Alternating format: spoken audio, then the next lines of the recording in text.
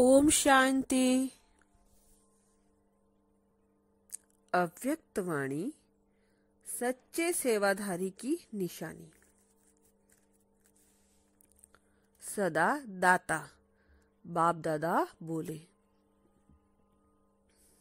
आज स्नेह के सागर बाप दादा सभी स्नेही बच्चों को देख रहे हैं। हर एक बच्चे में 3 विशेषताएं देख रहे हैं कि हर एक बच्चा तीनों विशेषताओं में कहां तक संपन्न बना है। वह 3 विशेषताएं हैं स्नेह सहयोग अर्थात सहज योग और शक्ति स्वरूप अर्थात चलते फिरते चैतन्य लाइट हाउस और माइट हाउस। हर संकल्प बोल व कर्म द्वारा तीनों ही स्वरूप प्रत्यक्ष स्वरूप में किसी को भी अनुभव हो।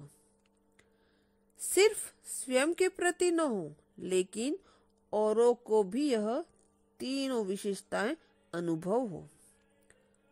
जैसे बाप स्नेह का सागर है, ऐसे मास्टर सागर के आगे जो भी ज्ञानी व अज्ञानी आत्मा आवे तो अनुभव करें। स्नेह के मास्टर सागर की लहरें स्नेह की अनुभूति करा रही है। जैसे लौकिक व प्राकृतिक सागर के किनारे पर कोई भी जाएगा तो शीतलता की, शांति की स्वतः ही अनुभूति करेगा। ऐसे मास्टर स्नेह के सागर द्वारा रूहानी स्नेह की अनुभूति हो कि सच्चे स्नेह की प्राप्ति के स्थान पर पहुंच गया हूं। रूहानी स्नेह की अनुभूति रूहानी खुशबू वायुमंडल में अनुभव हो। बाप के स्नेही हैं यह तो सब कहते हो और बाप भी जानते हैं कि बाप से सबको स्नेह है, लेकिन अभी स्नेह की खुशबू विश्व में फैलानी है। हर आत्मा को इस खुशबू का अनुभव कराना है। हर एक आत्मा यह वर्णन करे कि यह श्रेष्ठ आत्मा है। सिर्फ बाप की स्नेही नहीं लेकिन सर्व की सदा स्नेही है। यह दोनों अनुभूतियां सर्व को सदा और जब हो तब कहेंगे। मास्टर स्नेह का सागर आज की दुनिया सच्चे आत्मिक स्नेह की भूखी है। स्वार्थी स्नेह देख देख उस स्नेह से दिल उपरांत हो गई है। इसलिए आत्मिक स्नेह की थोड़ी सी घड़ियों की अनुभूति को भी जीवन का सहारा समझते हैं। बाप दादा देख रहे थे स्नेह की विशेषता में अन्य आत्माओं के प्रति कर्म में व सेवा में लाने में कहां तक सफलता को प्राप्त किया है। सिर्फ अपने मन में अपने आप से ही खुश तो नहीं होते रहते हो। मैं तो बहुत स्नेही हूं। अगर स्नेह नहीं होता तो बाप की कैसे बनती, वह ब्राह्मण जीवन में कैसे आगे बढ़ती। अपने मन में संतुष्टता है, इसको बाप दादा भी जानते हैं और अपने तक ही यह भी ठीक है। लेकिन आप सब बच्चे बाप के साथ सेवाधारी हो। सेवा के लिए ही यह तन मन धन आप सबको बाप ने ट्रस्टी बनाकर दिया है। सेवाधारी कर्तव्य क्या है? सेवाधारी का कर्तव्य क्या है? हर विशेषताओं को सेवा में लगाना। अगर आपकी विशेषता सेवा में नहीं लगती तो कभी भी वह विशेषता वृद्धि को प्राप्त नहीं होगी, उसी सेवा में ही रहेगी। इसलिए कहीं बच्चे ऐसा अनुभव भी करते हैं कि बाप के बन गए, रोज आ भी रहे हैं, पुरुषार्थ भी चल रहे हैं, नियम भी निभा रहे हैं, लेकिन पुरुषार्थ में जो वृद्धि होनी चाहिए वह अनुभव नहीं होती।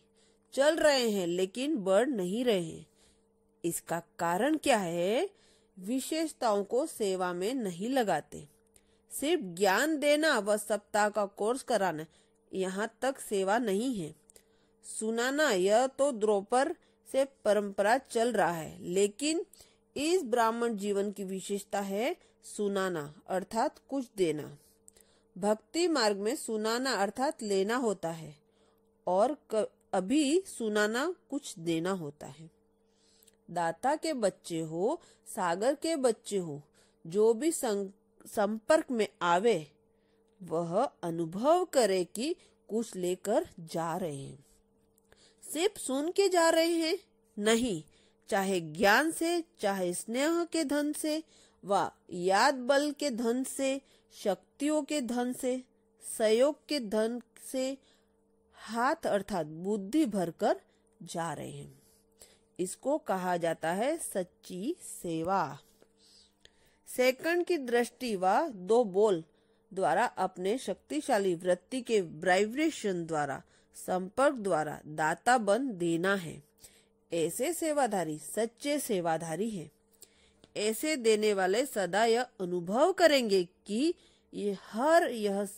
हर समय बुद्धि को व उन्नति को प्राप्त कर रहे हैं। नहीं तो समझते हैं पीछे नहीं हट रहे हैं, लेकिन आगे जो भी बढ़ना चाहिए वह नहीं बढ़ रहे हैं। इसलिए दाता बनो, अनुभव कराओ। ऐसे ही सहयोगी व सहज योगी सिर्फ स्वयं के प्रति है व दूसरों को भी आपके सहयोग के उमंग उत्साह की लहर सहयोगी बना देती है। आपके सहयोग की विशेषताएं सर्व आत्माओं को यह महसूस हो कि यह हमारे सहयोगी हैं। किसी भी कमजोरी स्थिति व परिस्थिति के समय यह सहयोग द्वारा आगे बढ़ने का साधन देने वाले हैं।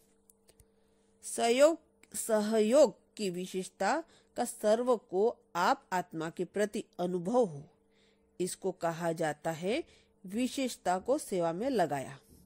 बाप के सहयोगी तो है ही, लेकिन बाप विश्व सहयोगी है। बच्चों के प्रति भी हर आत्मा के अंदर से यह अनुभव बोल निकले कि यह भी बाप समान सर्व के सहयोगी है। पर्सनल एक दो के सहयोगी नहीं बनना है।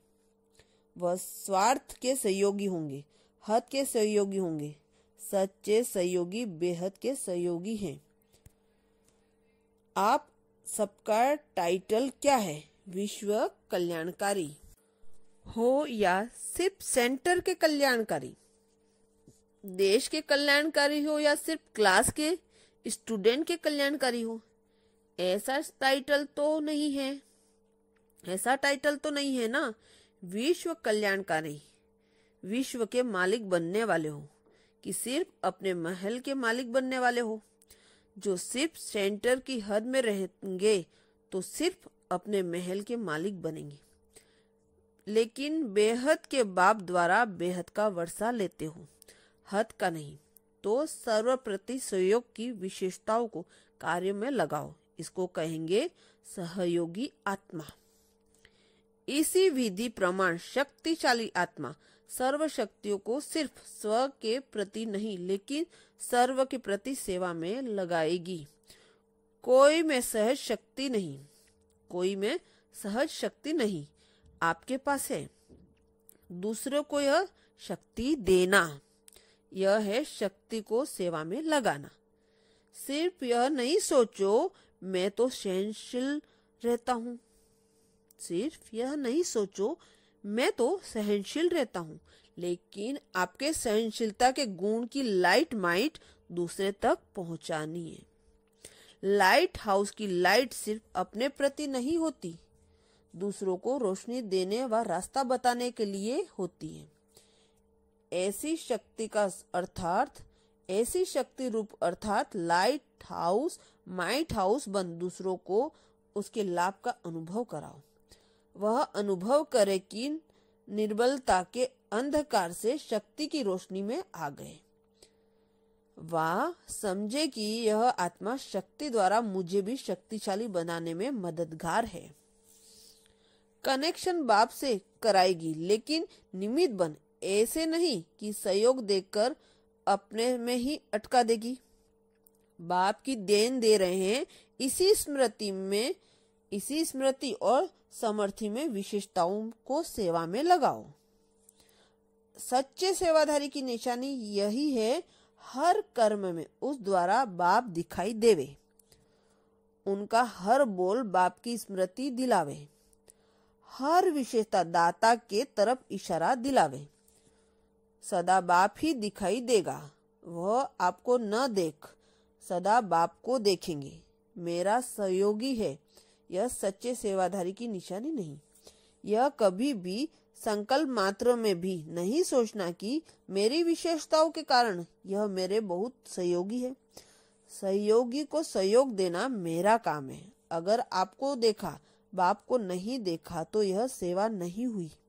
यह द्वापर युगी गुरुओं के माफिक बेमुख किया, बाप को भुलाया, न की सेवा। यह गिरना है, न कि चढ़ना। यह पुण्य नहीं है, यह पाप है, क्योंकि बाप नहीं है तो जरूर पाप है। तो सच्चे सेवाधारी सत्य के तरफ ही संबंध जोड़ेंगे। बाप दादा को कभी कभी बच्चों पर हंसी आती है कि लक्ष्य क्या है और लक्षण क्या। पहुंचाना है बाप तरफ और पहुंचाते हैं अपनी तरफ। जैसे दूसरे डिवाइड फादर के लिए कहते हो ना, वह ऊपर से नीचे ले आते हैं, ऊपर नहीं ले जाते। ऐसे डिवाइन फादर नहीं बनो। बाप दादा यह देख रहे थे कि कहाँ बच्चे सीधे रास्ते के बजाय गलियों में फंस जाते हैं, रास्ता बदल जाता है, इसलिए चलते रहते हैं लेकिन मंजिल के समीप नहीं पहुंचते हैं। समझा? सदा सेवाधारी किसको कहते हैं? इन तीनों शक्तियों व विशेषताओं को बेहद की दृष्टि से, बेहद की वृद्धि से सेवा में लगाओ। अच्छा, सदा दाता के बच्चे दाता बन हर आत्मा को भरपूर करने वाले, हर खजाने को सेवा में लगाए, हर समय वृद्धि को पाने वाले, सदा बाप द्वारा प्रभु देन समझ औरों को भी प्रभु प्रसाद देने वाले, सदा एक की तरफ इशारा दे, एक रस बनाने वाले। ऐसे सदा और सर्व के बच्चे सेवाधारी बच्चों को बाप दादा का याद प्यार और नमस्ते। हम बच्चों को भी बाप दादा को याद प्यार और नमस्ते। शुक्रिया बाबा, शुक्रिया। ओम शांति।